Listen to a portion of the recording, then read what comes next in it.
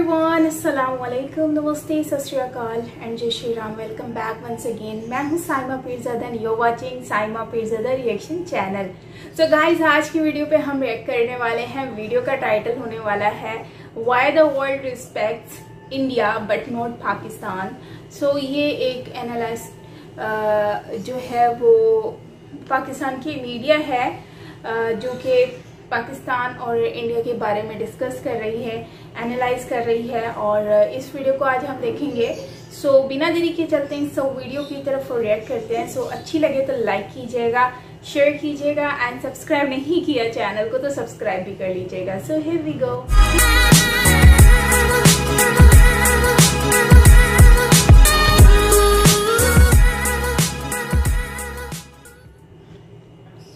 Doctor साहब, ये बताइए कि वेस्टर्न कंट्रीज पाकिस्तान और इंडिया को इक्वल लेवल पर ट्रीट क्यों नहीं करते? देखिए, अभी इसकी एग्जांपल देख लें। बड़ा इंटरेस्टिंग क्वेश्चन है। जिस तरह से आईसीजे ने, इंटरनेशनल कोर्ट ऑफ जस्टिस ने पाकिस्तान को 3 दिन के नोटिस से बुला लिया और हमारी हुकूमत और उसकी टीम जो है वो दुम हिलाते हुए वहाँ पे लैंड कर गई। क्या आईसीजे कभी हिंदुस्तान को इस तरह से बुलाता? इन्हीं सर्कमस्टांसेस में अगर पाकिस्तानी ऑफिसर होता, उसको सजाए मौत हुई भी होती, आईसीजे कभी इंडिया को 3 दिन के नोटिस पे ना बुला सकता। डॉक्टर साहब, अगर बुला लेते तो क्या भारत चला जाता? बिल्कुल भी ना जाता। देखिए, अगर ये सिचुएशन को उल्टा कर दें, अगर यही नोटिस भारत को मिलता, इसी तरह से डेथ पेनल्टी की सिचुएशन होती, सारे इमोशनल ग्राउंड्स होते, भारत का आर्गुमेंट ये होता है कि हमें 3 दिन के नोटिस पे हम जुरिस्डिक्शन को क्वेश्चन करते हैं, हम समझते हैं कि जुरिस्डिक्शन नहीं बनती है, हम इसको एग्जामिन करेंगे, हम फौरी तौर पे वैसे भी कोई एक्सिक्यूशन अभी नहीं करने लगे, अभी अपील का प्रोसेस रहता है, और हम इसको एग्जामिन कर लें, फिर हम देखेंगे। अभी 3 दिन के नोटिस पे तो हम नहीं आ सकते। तो पाकिस्तान ने इतना ये डिसीजन क्यों लिया? ये इतने 3 दिनों में क्यों चले गए? ये भी वेरी इंटरेस्टिंग। यही तो मैं चाह रहा हूँ कि हमें लोगों को समझाने की ज़रूरत है। देखिए, पाकिस्तान में 2 किस्म के रद्द-ए-अमल या 2 किस्म के बिहेवियर नज़र आते हैं। एक पाकिस्तान की रूलिंग एलीट है, सिविल मिलिट्री, ये मगरब से इंतहाई खौफज़दा है। दूसरे पाकिस्तान के अवाम है, स्ट्रीट में मजहबी जमातें हैं जो मगरब के ख़िलाफ़ बोलते हैं, और यहाँ पर बड़ा इस किस्म का जो है नारा बड़ा होता है कि अमेरिका का जो यार है वो कौम का गद्दार है, ये सहूनी साजिश है, ये इसराइल की साजिश है, ये मगरब पाकिस्तान के मुसलमानों के ख़िलाफ़ है, हम लानत भेजते हैं, हम इसे नहीं मानते, हम फ़लाँ चीज़ को नहीं मानते। ये जो रिजेक्शनिस्ट यानी फीलिंग्स हैं पाकिस्तान के अंदर मगरब के लिए या दुनिया के लिए, ये वर्ल्ड ऑर्डर के लिए, इन रिजेक्शनिस्ट फीलिंग का, और दूसरी तरफ जो पाकिस्तान की रूलिंग एलीट का सिजदा करने का ट्रेंड है कि जैसे ही उनको एक गोरी चमड़ी अंग्रेज़ जो है या कोई वेस्टर्न चीज़ नज़र आती है तो उसके सामने बिल्कुल लटक जाते हैं, लेट जाते हैं, डर जाते हैं, मतलब कुछ बोलते नहीं है। ओबीडियंस की इनकी फीलिंग जो है एक, बल्कि मैं कहूँगा कि जो पोस्ट कॉलोनियल सोसाइटीज़ के अंदर इनका ये ट्रेंड है। आपको ये फीलिंग तुर्की में नज़र नहीं आएगी, आपको ये फीलिंग ईरान में नज़र नहीं आएगी, आपको ये फीलिंग चाइना में नज़र नहीं आएगी। तो डॉक्टर साहब, ये बताइए कि भारत में ये फीलिंग क्यों नहीं है, हालांकि वो भी एक नेबर है। That's very interesting. भारत का भी वही बैकग्राउंड है, पोस्ट कॉलोनियल सोसाइटी जो कि पाकिस्तान का है, बिल्कुल एक ही तरह का बैकग्राउंड है। लेकिन भारत के अंदर एक बड़ी strong Marxist leftist intellectual movement रही है, जो किसी हद तक कांग्रेस भी एक लेफ्ट ओरिएंटेड पार्टी थी, जिन्होंने बहुत ज़्यादा लोगों को ज़हनी तौर पे तैयार किया है। उनका अगर आप लिटरेचर देखें, उनका अदब देखें, उनकी सियासी तहरीकें देखें, जहाँ वो उन्होंने मगरब को, अंग्रेज़ को, वेस्ट को एक इंपीरियलिस्ट ऑर्डर के तौर पे ट्रीट किया है। लेकिन उनका जो रेट्रिक है मगरब के ख़िलाफ़, वो कोई हिंदुज़म से डिराइव नहीं हो रहा, वो किसी मज़हब से डिराइव नहीं हो रहा, वो बड़ा फंक्शनल किस्म का आर्गूमेंट है कि आपने ये चीज़ हमारे साथ की है, वो गलत की है, हम आपकी सुपीरियरिटी को नहीं मानते, हम आपके बराबर। इसकी कोई एग्जांपल आप बताएंगे? कुछ इस तरह के केसेस ऐसे हैं जहाँ पर इंडिया ने इस तरह का स्टेप उठाया हो? देखिए, 2 बड़े गुज़िश्ता 5-6-7 साल में 2 बड़े इंटरेस्टिंग इंस्टेंसेस हैं। एक जिसको मैं कहूँगा देवयानी खोबरागार्दी का केस, जो कि अमेरिका में, न्यूयॉर्क में हिंदुस्तान की काउंसिल जनरल की। ज़रा डिटेल्स बताइएगा। अच्छा, उस केस में अगर वो पाकिस्तानियों के साथ होता तो क्या करते, लेकिन देखिए जो हिंदुस्तानियों के साथ हुआ तो क्या हुआ। देवयानी खोबरागार्दी की एक मेड थी, संगीता, जो तकरीबन 2011 या 12 का है वाक़या है, जिसको कि वो अंडर पे कर रही थी, जो असल में अमेरिका में उनको तनख्वाह देनी चाहिए थी संगीता को, वो नहीं दे रही थी। प्राइवेट उन्होंने एग्रीमेंट किया हुआ था, कम दे रही। कंप्लेन हो गई। अच्छा। अमेरिकन पुलिस ने बड़ी ज़रूरत से ज़्यादा बहादुरी दिखाई। उन्होंने सुबह जब वो अपने बच्चों को स्कूल से छोड़ के आ रही थी, उनको उन्होंने गिरफ्तार कर लिया, थाने में ले गए, स्ट्रिप नेकेट किया, शॉट्स बनाए। अब इंडियन फॉरेन ऑफिस ने उस पर बड़ा शदीद रद्द-ए-अमल किया। हिंदुस्तान के ना बड़ा रद्द-ए-अमल हुआ इस पर। अमेरिकन का ये कहना था जी हमारे यहाँ तो यही प्रोसीजर है, जो कोई भी अरेस्ट होता है उसके इसी तरह से मग शॉट बनते हैं, उसको नंगा किया जाता है, स्ट्रिप नेकेड किया जाता है। और इंडियन फॉरेन ऑफिस और इंडियन गवर्नमेंट ने कहा not with in the Indian diplomat. और उन्होंने अमेरिका की जो एम्बेसी थी जिसने उस मेड को वीज़ा दिया था, उसको जिन लोगों ने वो वीज़ा दिया था उनको उन्होंने समझा कि ये एक तरह की साजिश थी। उन्होंने उनको पर्सोना नॉन ग्राटा करार दे के हिंदुस्तान से निकाला। अमेरिकन एम्बेसी की जो प्रिविलेजेस थी, जो उनकी फैसिलिटीज़ थी एयरपोर्ट्स पे, उनको रैपिड एक्सेस मिलती थी या उनको स्पेशल पार्किंग मिलता था, ये शहर में सिक्योरिटी मिलती थी, ये एम्बेसी की भी जो सिक्योरिटी एक्सटेंडेड थी, उन सब चीज़ों को उन्होंने विड्रॉ कर लिया। अमेरिकन एम्बेसी को और अमेरिकन गवर्नमेंट को वो प्रेशर में लेकर आए और फिर उन्होंने नेगोशिएट किया, जिसमें बड़े बाइज़्ज़त तरीके से दिव्यानी खोबरा गार्दे पे वो चार्जेस ड्रॉप हुए। और उन्होंने उन अमेरिकन को जो वो समझते थे कि उन्होंने दिव्यानी के खिलाफ एक्शंस किए हैं दिल्ली से बैठ के, उनको उन्होंने किक आउट किया। लेकिन आप देखिए अमेरिका में और हिंदुस्तान के दरमियान कितने अच्छे रिलेशनशिप आपको नजर आते हैं। अमेरिका वहाँ पर हिंदुस्तान के बारे में उस जुबान में बात करता आपको नजर नहीं आता। अब इसको अगर जरा सोचें, जरा गौर करें, अगर ये पाकिस्तानी डिप्लोमेट होती तो आप समझती हैं कभी कि पाकिस्तानी की गवर्नमेंट, ये पाकिस्तान का फॉरेन ऑफिस जो है उसमें ये हिम्मत होती कि अमेरिकन एम्बेसी को उस तरह से ये ट्रीट करते जिस तरह से हिंदुस्तान में उन्होंने ट्रीट किया। ये चीज़ें बड़ी इंपॉर्टेंट हैं।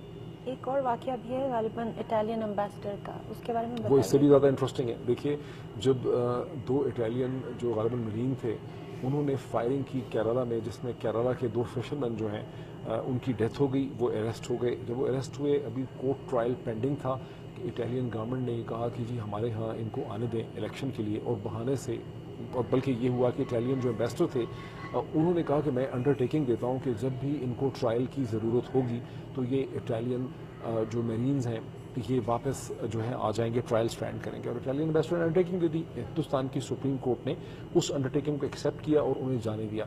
कुछ अरसे के बाद जब उनको बुलाने की बात आई तो इटालियन गवर्नमेंट ने और इटालियन एम्बेसी ने एक नोट वर्बल इशू किया हिंदुस्तान की गवर्नमेंट को, और उन्होंने कहा कि जी वो वापस नहीं आ सकते बिकॉज अब वो तो ट्रायल स्टैंड नहीं करना चाहते हैं, कोई एक्सक्यूज़ क्रिएट कर दिया।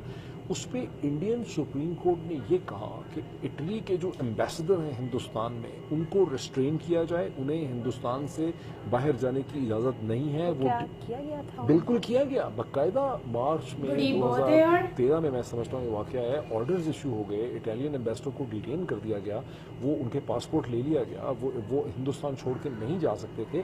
फिर इटालियन गवर्नमेंट ने कंप्लाई किया, वो दोनों मेरीन्स वापस आए तो हिंदुस्तान की सुप्रीम कोर्ट ने इटली के एम्बेसडर को जो है ट्रैवल करने का राइट दिया। अब देखिए इमेजिन करें, क्या पाकिस्तान में किसी वेस्टर्न कंट्री के एम्बेसडर के साथ पाकिस्तान की कोर्ट ऐसे करेगी?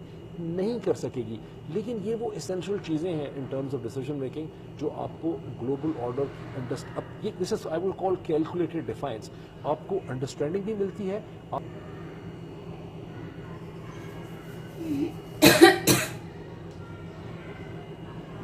सो गाइज ये वीडियो है जिसमें बात की जा रही है अबाउट पाकिस्तान और इंडिया, पाकिस्तान की रिस्पेक्ट और इंडिया की रिस्पेक्ट में क्या डिफरेंस है in out of countries, foreigners countries में।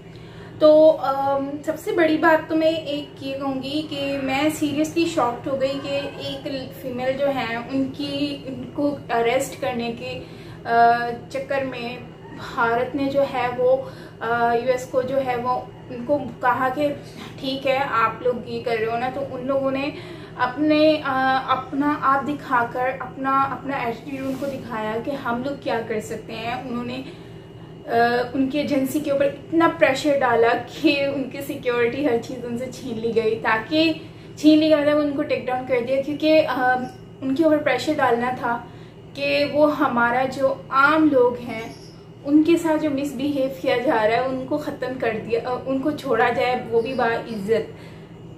तो ये चीज़ होती है जो कि एक हर कंट्री को रिस्पेक्ट दिलाती है। अगर हर कंट्री यूएस के सामने झुक जाएगी, सर झुका लेगी, तो उससे आपको पता है क्या होता है, उससे ये होता है कि आपकी वैल्यू डाउन होना स्टार्ट हो जाती है। अब जैसे आज से कि पाकिस्तान ने चाइना से जो है वो अपनी जगह गिरवी रखी हैं, उनसे लोन भी लिया है, कर्ज भी लिया हुआ है, जिसकी वजह से पाकिस्तान चाइना के आगे नहीं बोलता।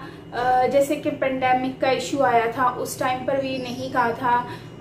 मतलब कि इंडिया को अगर हम देखें तो मेरा यहाँ पर बिल्कुल भी किसी कंट्री को बुरा बोलना नहीं है, किसी के भी नेगेटिव मैं नहीं बात कर रही, मैं सिर्फ वो बात कर रही हूँ जो हमने ये चीज़ें देखी हैं। और पेंडेमिक में भी जो रिसेंटली स्टार्ट हुआ था, तो जब वुहान में ये सब कुछ स्टार्ट हुआ था तो वहाँ से वीडियोस वायरल होना स्टार्ट हो गई थी कि लोग बहुत ज़्यादा रो रहे हैं, परेशान हैं, और स्टूडेंट्स जो हैं वो वापस आना चाहते हैं वहाँ की, क्योंकि सिचुएशन बहुत ज़्यादा क्रिटिकल हो गई थी। फिर उसके बाद जो है वो पाकिस्तान से तो मतलब वो लोग चाइना वालों ने कहा नहीं यहाँ से कोई भी नहीं जाएगा, तो पाकिस्तान वालों मतलब उनको वापस लाया ना गया। तो अगर हम भारत की बात करते हैं तो भारत में उन सबको वापस लाया गया और बाइज्जत वापस लाया गया, और फौरन इमरजेंसी तौर पर उनको निकाला गया वहाँ से, क्योंकि उनको अपने लोग बहुत ज़्यादा प्यारे थे। उसके बाद फिर अगर हम देखते हैं एक और इंसिडेंट हुआ था जिसमें जो है वो गोरा ही था, उसका नाम मुझे डेविड करके नाम था शायद, वो उनकी गाड़ी से किसी को मतलब कोई पुलिस वाला था या कोई आम आदमी था जो कि मर गया था एक्सीडेंट में। उसके बाद फिर उसको जो है उसकी फैमिली को पैसे दिलवाकर डेविड को रेमिड या कुछ डेविड करके नाम था, खैर उनको निकाल के यूएस भेज दिया गया। तो इससे आइडिया हम लगा सकते हैं कि हम लोग कितने डिप्लोमेटिक हैं, कितने हम दूसरी कंट्रीज से बात कर सकते हैं, या किस तरह से हम उनके आगे मतलब कि face to face, eyes to eye हम बात कर सकते हैं।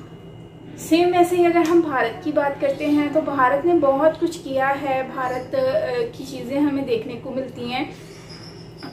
एक चीज़ मैंने नोट की है कि कभी झुकता नहीं है, कभी रुकता नहीं है, और राइट पर रहता है अपने, और अगर जो कह दिया तो वह कह दिया।